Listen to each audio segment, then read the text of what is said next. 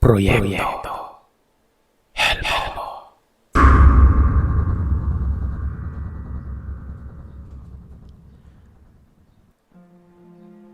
Mapagpalang araw sa inyo, Sir Seth.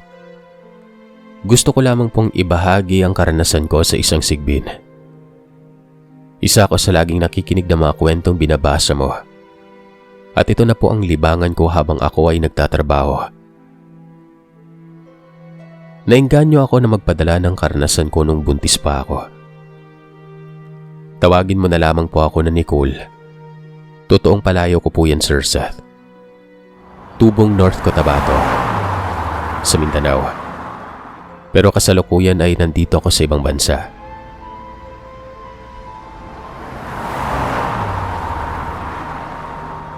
Dati akong sales lady sa isang mall sa lugar namin. At yung asawa ko naman po ay isang sundalo. Isang hapon habang nasa duty ako, at ang asawa ko naman ay pababa sila ng bundok na dahil tapos na ang duty nila. Tumawag yung asawa ko na uuwi ako sa amin mamaya sa tinitirahan namin dahil pababa na daw sila. Malayo kasi yung campus sa tinatrabuhan ko, Sir Seth. Kailangan ko pang magmaneho ng motor at dahil marunong naman ako, dinadala ko na lamang yung motor niya. Doon kasi ako nagsistay sa loob ng campus simula nang buntis ako. 4 na buwan na po ang tiyan ko noon pero nagtatrabaho pa rin ako at nagdadrive ng motor. Sinagot ko naman yung asawa ko at ang sabi ko, sige, uuwi ako. Sabi ko pa ay parang uulan at baka maabutan ako ng ulan sa gitna ng daan.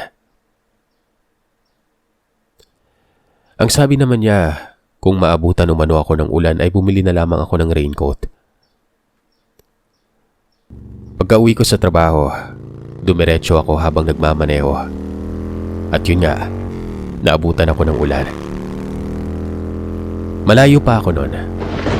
Nakarating ako sa amin ng mga bandang alas 5 o mag-aalas 6 na ng gabi. Sakto namang kakarating lamang din nila galing sa bundok. Sabi ng asawa ko ay mauna na lamang ako sa kubo. Yung kubo po namin na nasa harap ng kampo lang at sa kabilang daan po at nasa ilalim po ng mga puno ng rubber tree. May mga kubo naman doon sa likod namin at doon nagsistay yung mga sir niya pero noong mga panahon na umuwi ako, kami lamang yung naroroon gawa ng sina sir na nakatira sa likod namin. Umuwi ng bakasyon kaya kami lamang yung naroroon. May mga bahay naman sa harap namin kaso medyo malayo po. Tatawid ka pa sa daan.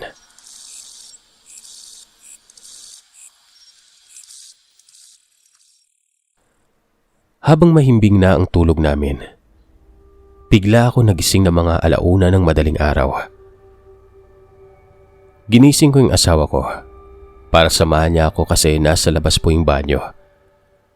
Ihing-ihi na kasi ako noon. Yung CR ay nakahiwalay sa kubo doon. At yun na.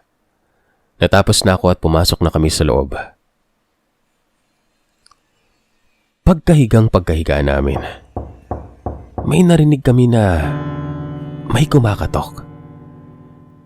Hinayaan na lamang namin ito. Tapos itong asawa ko ay tiningnan niya sa bintana. Wala namang tao. Maya-maya pa ay may kumatok na naman.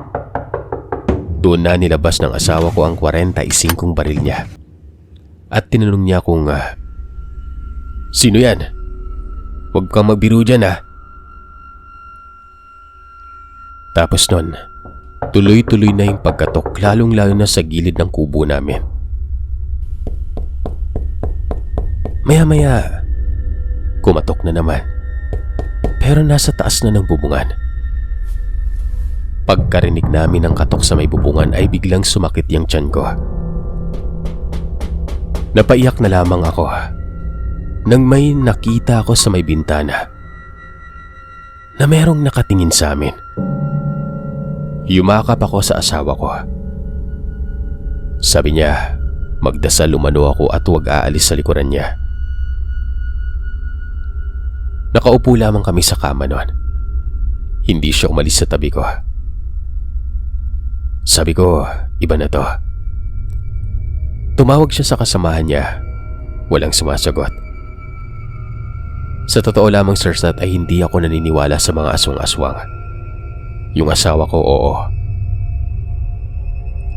Tumayo siya at kinuha yung lighter at yung tsinelas niya. Sinindihan niya yung tsinelas niya na yun at tinapon sa labas ng pintuan. Pero mas lalong lumakas yung mga katok.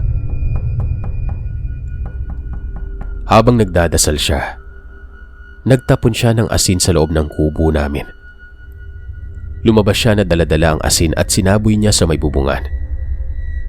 Nagmumura ito na kung sino man yung kumakatok ay magpakita sa kanya. Hanggang sa bigla siyang napatingin sa madilim na bahagi ng gilid ng kubo ng sir niya. Meron siyang nakitang kambing doon, Sir Seth. Normal naman talaga o okay lang naman kung kambing yun, di ba? Yun nga lang talaga.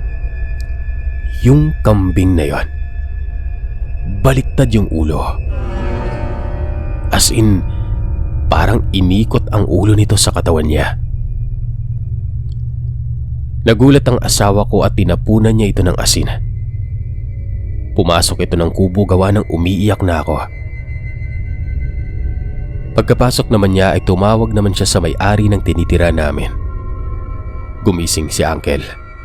Natawagin na lamang natin sa pangalang Toto. Sumunod yung mga anak niya at asawa. Nagtanong ito kung ano ang nangyari. May dala din siyang armas noong mga panahon na yon. Kinuwento ng asawa ko ang lahat ng nangyari. Sabi pa ni Uncle Toto, napakalakas laman umano ng loob ng aswang na yon. Sa pagkakaintindi niya, baka naamoy nito na buntis ako. Ako ang punteriya niya. Kinamusta ako ng asawa ni Uncle Toto. Sabi ko okay lamang ako pero nananakit ang tiyan ko. Pinunta ng asawa ko at ni Uncle Toto yung kung saan nakita ng asawa ko at dumaan yung kambing na yon. Pagkarating nila doon, may mga malalaking yapak pero parang yapak ng kambing talaga. Nakita nila yung mga paa. Nagdesisyon si Uncle Toto na doon muna siya magpapaumaga sa likod ng kubo namin. Naglagay siya ng duyan doon. Mga 3:00 na ata ng madaling araw natapos yung nangyari. At pagka umaga, Sir Seth, may nakapagsabi sa amin na bagong yanggaw umano yung bisita namin nung gabing yon. Buntis ako at sobrang bango umano ako para sa kanila. Kaya naamoy ako. Meron silang pinaghihinalaan na may gawa nun. Kasi minsan, may nagbebenta umano ng kakanin doon. Kakaiba daw yung aura no na parang hindi normal. Baka nakita umano ako. Tinandaan ako kung saan ako nakatira. Nung araw ding yon, lumipat kami ng tirahan namin doon sa maraming tao at maraming makakatulong sa akin kung sakaling balikan ako. Doon na kami nagstay sa boarding house ng tiyahin ng asawa ko kasi may bakante pa naman na isang kwarto doon. Pinahilot ako ng tiyahin ng asawa ko sa pinsan niya na manggagamot at doon nalaman na muntik na akong makunan. Bukod pa doon ay pina-check up din po ako sa doktor. Sa ngayon ay magdadalawang taong gulang na ang baby namin. At sa ngayon, naririto na ako sa ibang bansa.